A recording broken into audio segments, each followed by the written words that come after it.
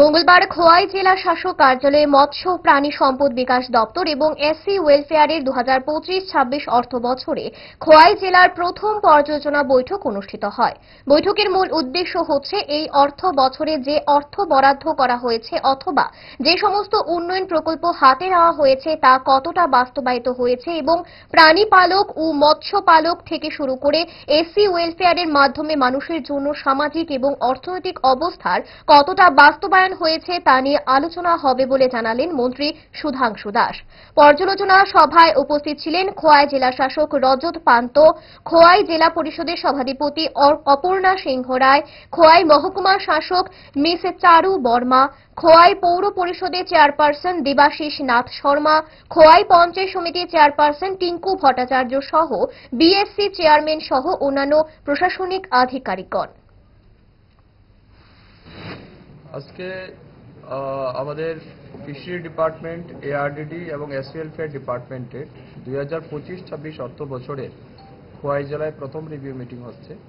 এটা আমাদের একটা রুটিন প্রোগ্রাম। আপনারা জানেন আমরা প্রতি বছর 2 বার করে জেলা ভিত্তিক আমরা রিভিউ মিটিং করছি। এই রিভিউ মিটিংয়ের মূল উদ্দেশ্য হচ্ছে এই জেলায় 24-25 অর্থ বছরে আমরা যে অর্থ বরাদ্দ করেছিলাম বা যে স্কিম প্রজেক্ট হাতে নেওয়া হয়েছিল সেটা কতটা বাস্তবায়িত হয়েছে এই বিষয়ের উপর আমাদের আলোচনা হবে। এর সাথে সাথে 25 এবং 26 অর্থ বছরে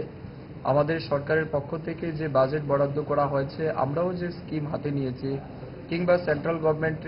স্পন্সর যে সমস্ত স্কিম আছে, স্টেট গভর্নমেন্ট স্পন্সর যে সমস্ত স্কিমগুলি রয়েছে,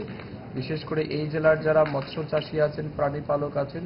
তাদের স্বার্থে যেগুলি আমরা সিদ্ধান্ত নিয়েছি সেটা কিভাবে কাজ হচ্ছে, কতটা হয়েছে সেই বিষয়ের উপর আমরা আলোচনা করব। এর সাথে সাথে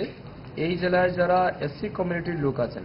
তাদের জন্য আমাদের দপ্তরের পক্ষ থেকে, এসসি ওয়েলফেয়ার ডিপার্টমেন্টের পক্ষ থেকে যে সমস্ত পরিকল্পনা হাতে নেওয়া হয়েছে, বিশেষ করে ছাত্রছাত্রীদের স্কলারশিপের বিষয়, এসসি কমিউনিটির তাদের ইকোনমিক্যাল ডেভেলপমেন্ট বা